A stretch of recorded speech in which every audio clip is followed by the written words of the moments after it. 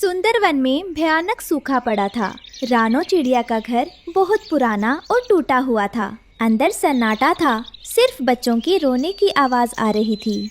माँ, मेरे पेट में बहुत दर्द हो रहा है। क्या आज भी हम भूखे ही सोएंगे? माँ, थोड़ी सी खिचड़ी दे दो ना।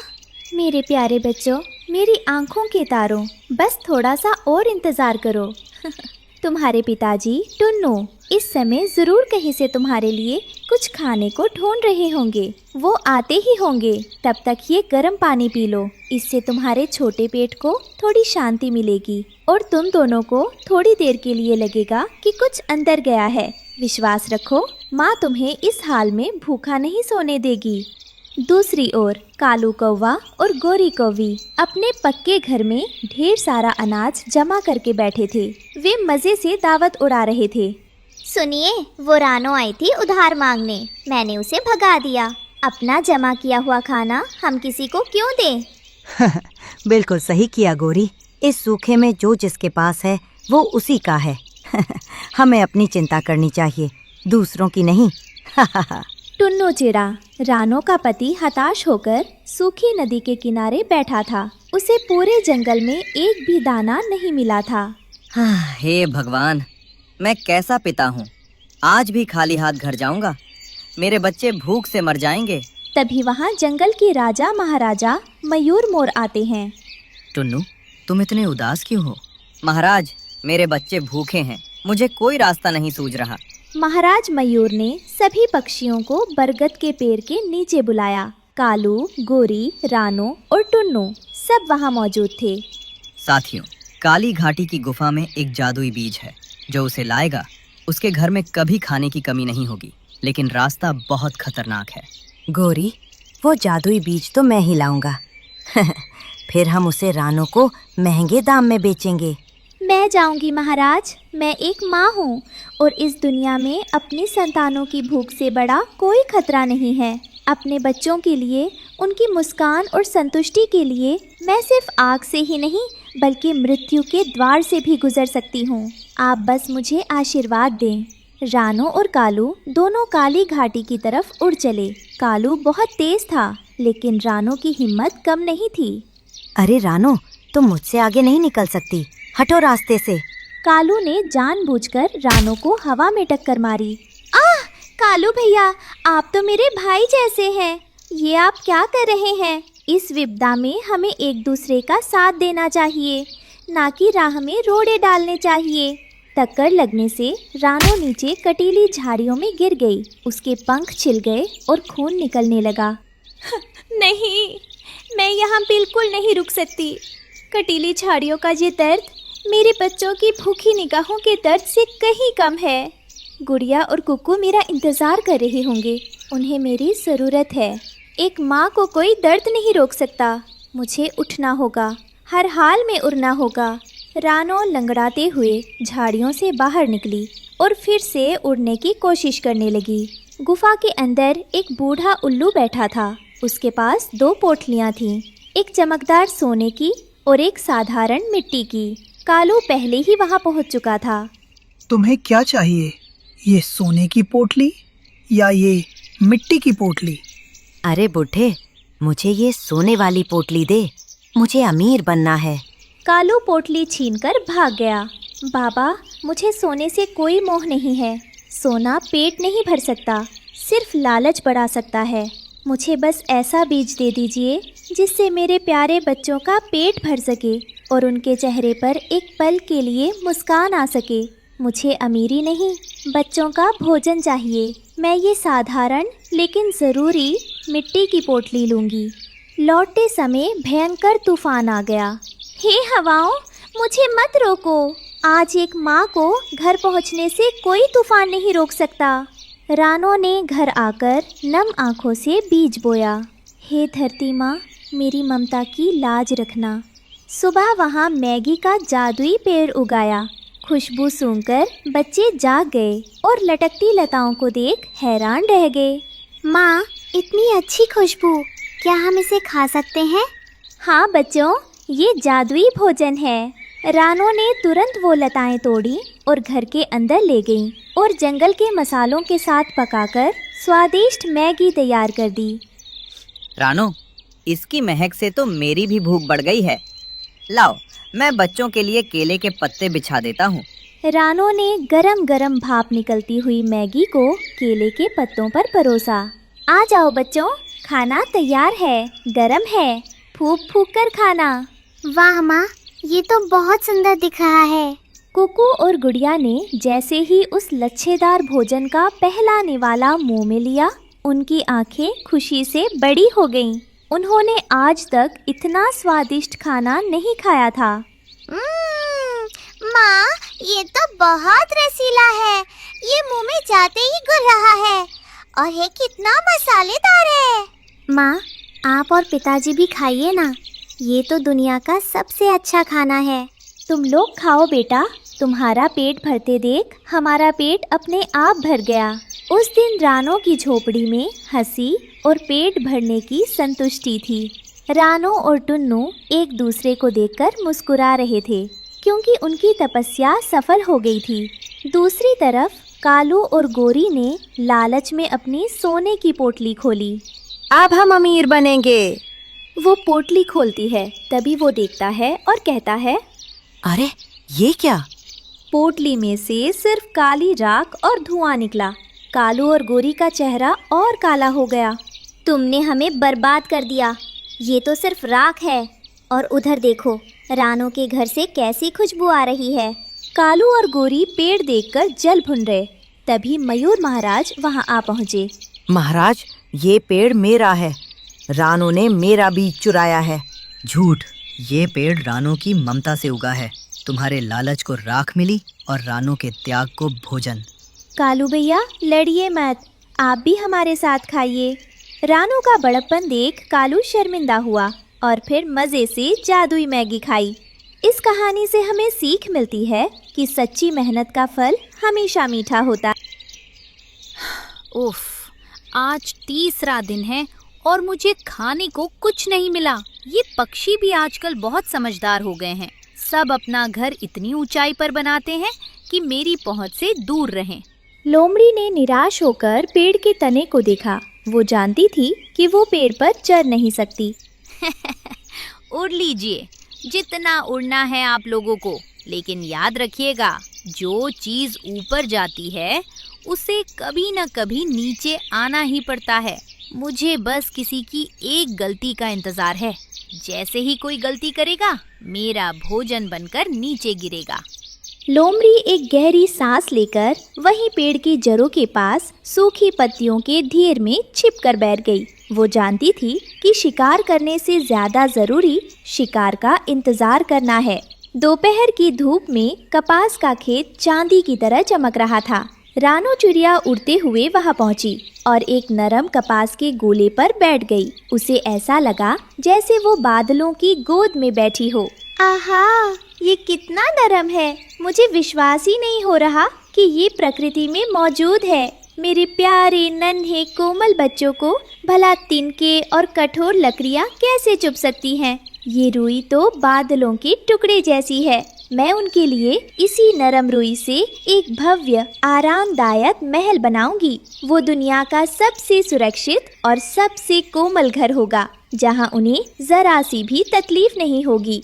रानो अपनी चोंच में ढेर सारी रुई भरकर जंगल की ओर उड़ चली। रास्ते में उसे हरिया तोता मिला। अरे रानो बहन, इतनी सारी रुई लेकर कहाँ जा रही हैं आप? घोंसला बनाने के लिए तो सूखी घास चाहिए होती है। हरिया भाई, आप शायद मेरी ममता की गहराई को नहीं समझ पाएंगे। घास और तिनके अब पुरानी रूखी सूखी बातें हो गई हैं। मेरे बच्चे फूलों की तरह नाजुक हैं और मैं उन्हें किसी भी तरह की खरोच या असुविधा नहीं होने दे सकती।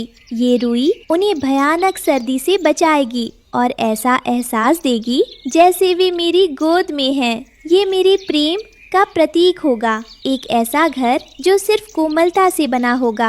रानो पेड़ की एक मजबूत डाल पर रुई जमा करने लगी। पास ही बैठे कालू कौवा और गोरी कौवी ये देखकर कानाफूसी करने लगे। गोरी, जरा देखो तो। महारानी साहिबा रुई का महल बना रही हैं। बारिश में ये महल पानी पीकर भारी हो जाएगा, तब मजा आएगा। सही कह रहे हैं आप, अकल तो है नहीं, बस ममता का दिखावा करना है। रानू के पति टुन्नू चिरा नदी किनारे से कुछ मजबूत टहनियाँ और कीचड़ लेकर आया। वो थोड़ा चिंतित लग रहा था। रानो सुनिए, मुझे लगता है हमें नींव में थोड़ी लकड़ियाँ और कीचड़ लगा देना चाहिए। सिर्फ रुई से घर टिकेगा नहीं।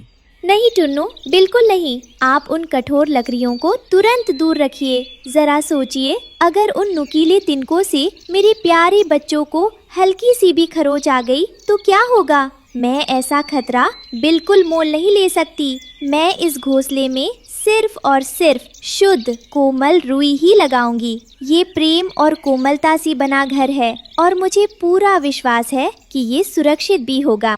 2 दिन की मेहनत के बाद पेड़ पर एक बड़ा सा स्नोबॉल जैसा सफेद घोंसला तैयार था। ये जंगल में अलग ही चमक रहा था। आज भूख बहुत जोरों की लगी है। जरूर कोई छोटा चूजा या अंडा मिल जाएगा। मेरी नजर से कुछ भी नहीं छिप सकता। बुल्ला चील ने एक लंबा चक्कर लगाया। उसकी पैनी नजर हर हरकत को भांप रही थी। वो जंगल का शिकारी था। वो सफेद चीज क्या है? जरूर वहाँ किसी पक्षी के अंडे होंगे। वो घर दूर से ही दावत का न्योता दे रहा है। रानू ने अपने अंडे दिए और वो खुशी से फूली नहीं समा रही थी। घोंसला बहुत ही गद्देदार था। देखो मेरे प्यारे बच्चों, तुम अभी दुनिया में आए भी नहीं हो और तुम्हारी माँ ने तुम्हारे लिए कितना अद्भुत, कितना मुलायम घर बनाया है। ये रुई की गद्देदार सतह तुम्हें यहाँ किसी भी तरह की तकलीफ नहीं होने देगी। तुम हमेशा गर्म और सुरक्षित रहोगे। हाँ, ये मेरी ममता की निशानी है। अचानक मौसम बदल गया। ठंडी हवाएं चलने लगी और आसमान में काले डरावने बादल घिर आए। ताऊ उल्लू ने चेतावनी दी। भाइयों और बहनों, तूफान आने वाला है। सब अपने अपने घरों को मजबूत कर लो और छुप जाओ। टिप टिप करती बूंदें गिरने लगी। शुरू में रानू को अच्छा लगा, लेकिन जैसे ही तेज बारिश शुरू हुई, मुसीबत आ गई। रुई पानी सोखने लगी। अरे, ये क्या हो रहा है? मेरी छत से पानी अंदर क्यों आ रहा है? उफ, ये दीवारें, ये रुई तो अब पानी पीकर इतनी गीली हो गई है कि मेरे पंखों से बुरी तरह चिपक रही है। ये तो भारी होता जा रहा है। अब तक सूखा और हल्का घोंसला पानी पीकर पत्थर जैसा भारी हो गया था। वो नीचे की ओर लटकने लगा। रानू के अंडे ठंडे पानी में भीग रहे थे। हे भगवान, मैंने ये क्या भयानक गलती कर दी। मैं अपने बच्चों को कोमलता देना चाहती थी और इस मूर्खता के चक्कर में मैंने उनकी जान ही जोखिम में डाल दी है। टुन्नू, जल्दी कुछ कीजिए। ये घर, हमारा सारा प्यारा घोंसला टूटकर नीचे गिर रहा है। मुझे डर लग रहा है। घोंसला इतना झुक गया था कि वो टूटने ही वाला था। नीचे एक लोमड़ी मुंह ऊपर किए बैठी थी। आज तो ऊपर से खुद ब खुद नाश्ता गिरेगा। बस थोड़ी देर और। रानू की रोने की आवाज सुनकर हरिया तोता और हरियाली तोती भीगते हुए वहां आए। टुन्नू चिरा पूरी जान लगाकर घोंसले को ऊपर खींचने की कोशिश कर रहा था। रानू बहन, रोना बंद कीजिए। अंडों को अपनी पीठ पर रखिए। हम इस गीले घर को छोड़कर पेड़ के कोटर में चलेंगे। जल्दी करो, डाल टूट रही है। टुन्नू भाई, आप उधर से सहारा दीजिए। तूफान थम चुका था। रानू, टुन्नू और उनके अंडे एक पुराने कोटर में सुरक्षित थे। रानू बाहर झांक कर देखती है। उसका सुंदर रुई का महल कीचड़ में जमीन पर पड़ा था, जिसे लोमड़ी फाड़ रही थी। टुन्नू, मुझे माफ़ कर दीजिए। मुझे पता चल गया है कि सिर्फ एक माँ का प्यार ही काफ़ी नहीं होता। घर को सिर्फ सुंदर या कोमल नहीं होना चाहिए, बल्कि सबसे ज़्यादा ज़रूरी है कि वो सुरक्षित हो, ताकि मेरे बच्चे हर मौसम में महफूज रह सकें। मेरी नासमझी से आज कितना बड़ा खतरा आ गया था। देर आए दुरुस्त आए बेटी। जो घर धूप और बारिश दोनों ना झेल सके, वो घर घर नहीं पिंजरा बन जाता है। रानू ने सबक सीख लिया था। रुई की कोमलता अच्छी है, लेकिन सुरक्षा के लिए तिनकों की मजबूती सबसे ज़रूरी है। जंगल में बहुत तेज हवा चल रही थी। रानो चिड़िया का घोंसला बहुत पुराना और कमजोर था। हवा के कारण उसके घोंसले की छत का एक हिस्सा टूट कर गिर गया। रानो अपने बच्चों को पंखों में छिपाकर रो रही थी। हे भगवान, ये आपने मुझ पर कैसी भयंकर परीक्षा डाल दी है। मेरे छोटे छोटे और मासूम बच्चे इस ठंडी हवा में बुरी तरह कांप रहे हैं। अगर कहीं आज रात बारिश शुरू हो गई तो मेरा ये पूरा घर, जो पहले से ही टूटने की कगार पर है, पूरी तरह बह जाएगा। मेरे पास तो इसे तुरंत ठीक करने के लिए एक भी मजबूत तिनका भी नहीं बचा है। मैं क्या करूँगी? रानो चिड़िया की आवाज़ सुनकर पड़ोसी बिंदिया चिड़िया वहाँ आती हैं। रानो बहन, आप चिंता मत कीजिए, हम सब मिलकर कुछ न कुछ उपाय करेंगे।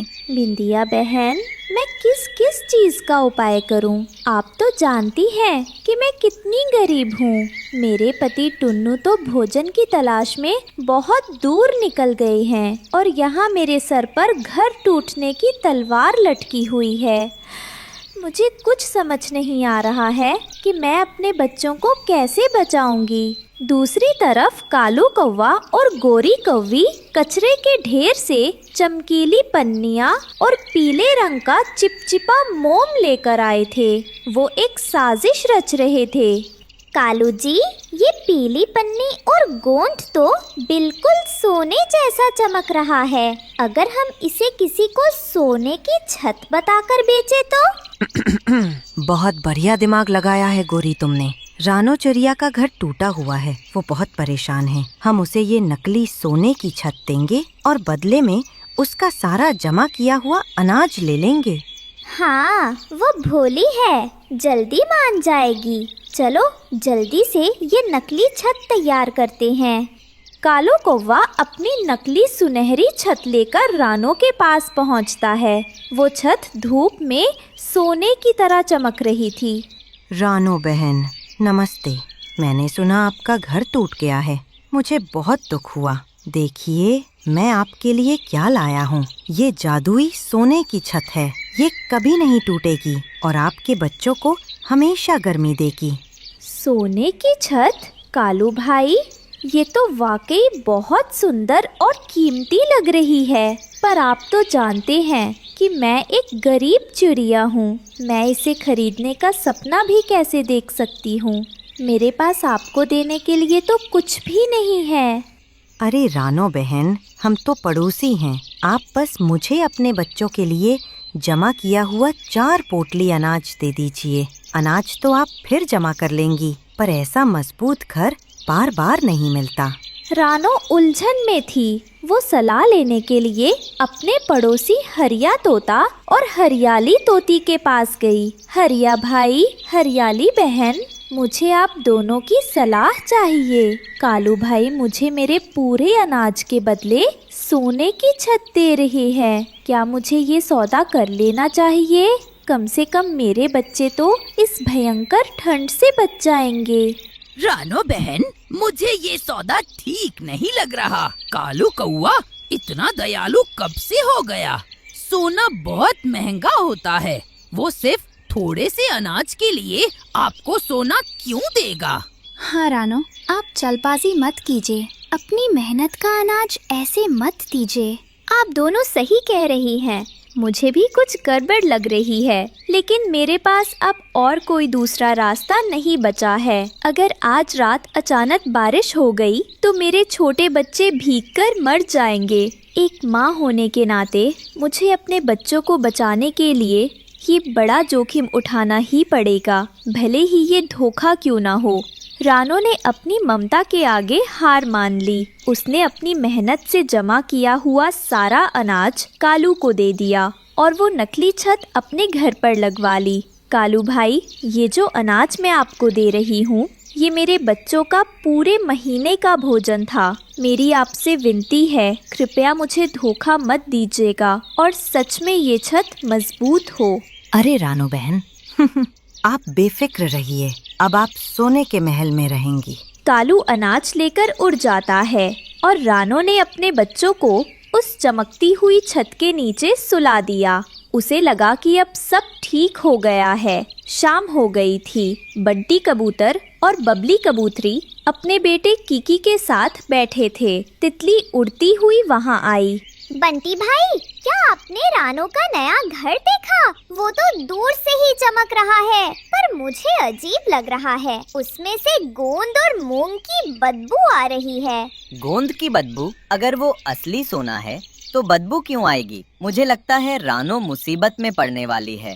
हमें रानो पर नजर रखनी चाहिए। मौसम भी खराब हो रहा है। किकी, तुम अंदर चलो। रात होते होते मौसम अचानक बदल गया। काले बादल घिर आए और तेज बारिश शुरू हो गई। रानो अपने घर में बैठी खुश थी कि छत उसे बचा लेगी। डरो मत मेरे प्यारे बच्चों, ये सोने की बनी हुई मजबूत छत है। मैंने अपना सारा अनाज देकर इसे खरीदा है। पानी की एक बूंद भी अंदर नहीं आएगी और हम सुरक्षित रहेंगे। लेकिन रानो नहीं जानती थी कि वो छत सिर्फ कचरे की पन्नी और कच्चे गोंद से बनी थी। बारिश शुरू होते ही गोंद पिघलने लगा और पीला रंग रानो और बच्चों पर गिरने लगा। देखते ही देखते हवा ने नकली छत उड़ा दी। अरे, ये छत तो गल रही है। हम फंस गए हैं। बचाओ, कोई मेरी मदद करो। रानो और उसके बच्चे चिपचिपे गोंद में बुरी तरह फंस गए और घर पानी से भरने लगा। चीख सुनकर हरिया, बंटी और बिंदिया तुरंत आए। उन्होंने बड़ी मुश्किल से रानो और बच्चों को बाहर निकाला और सुरक्षित जगह ले गए। मेरा सब कुछ लुट गया।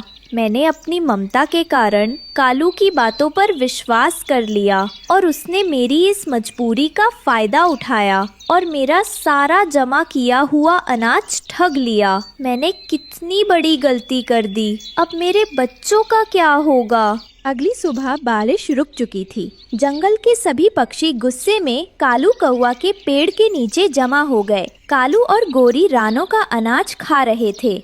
नीचे उतरो कालू, तुमने एक मजबूर माँ को धोखा दिया है। तुमने कचरे को सोना बताकर रानो का अनाज ठगा। आज तुम्हें इसका हिसाब देना होगा। सभी पक्षियों ने कालू को घेर लिया। डर के मारे कालू और गोरी ने बचा हुआ सारा अनाज वापस कर दिया।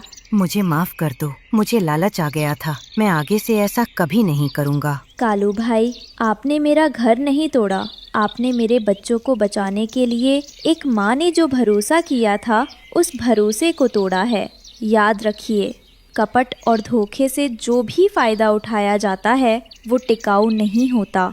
झूठ और धोखे से बनाया हुआ महल एक दिन बारिश में बह ही जाता है। इस कहानी से हमें सीख मिलती है कि मुसीबत के समय में लालच और दिखावे पर नहीं, बल्कि अपनों की सलाह और समझदारी पर भरोसा करना चाहिए। जंगल में सूखा पड़ने के कारण रानो चिड़िया बहुत उदास बैठी थी। उसके पास अपने बच्चों को खिलाने के लिए कुछ नहीं था। तभी वहाँ कालू कौवा आता है। रानो बहन, आप इतनी उदास क्यों बैठी हैं? सब ठीक तो है ना? नहीं कालू भैया, बिल्कुल भी ठीक नहीं है। मेरे पंखों में अब उड़ने की हिम्मत नहीं बची है। इस भयंकर सूखे ने सब कुछ छीन लिया है। मेरे छोटे छोटे बच्चे भूखे हैं और उनकी भूख भरी आंखें मुझसे देखी नहीं जा रही हैं। मेरे पास कोई काम नहीं है। मुझे सच में समझ नहीं आ रहा कि मैं अपने बच्चों का पेट भरने के लिए क्या करूँगी। ये चिंता मुझे खाए जा रही है। आप चिंता मत कीजिए। नदी के किनारे मेरी एक खाली जमीन पड़ी है। आप वहाँ खेती कर लीजिए। जो भी फसल होगी हम बाँट लेंगे। आपका मैं जितना शुक्रिया अदा करूँ कम है कालू भैया। आपने तो मेरी बहुत बड़ी मुश्किल हल कर दी है, जिसने मेरे दिल में एक भारी बोझ डाल रखा था। आपके इस एहसान को मैं कभी नहीं भूल पाऊंगी। अब मेरे बच्चों को भूखा नहीं रहना पड़ेगा।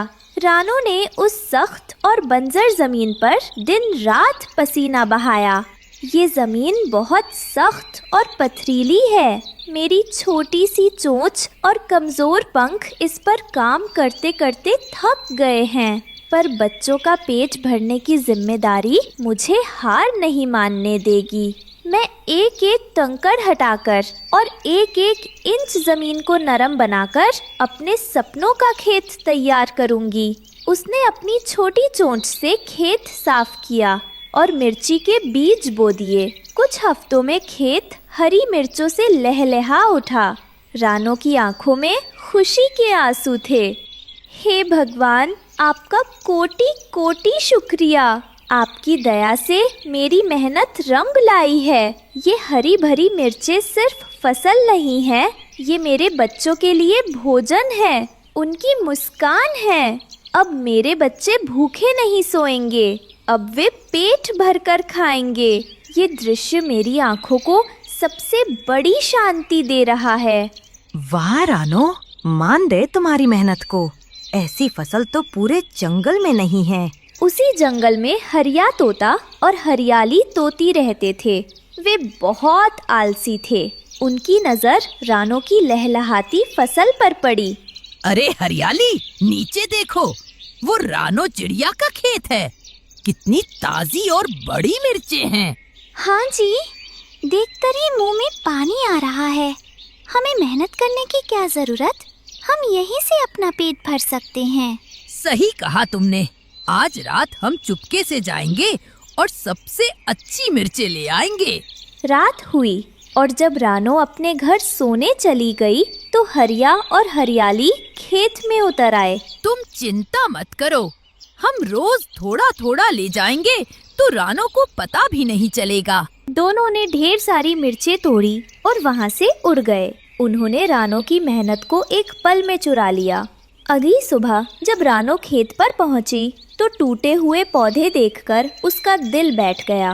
वह जमीन पर बैठकर रोने लगी। ये क्या हो गया मेरे खेत को? मेरी इतनी मेहनत कौन ले गया? मैंने इन पौधों को अपनी जान से भी ज्यादा संभाला था।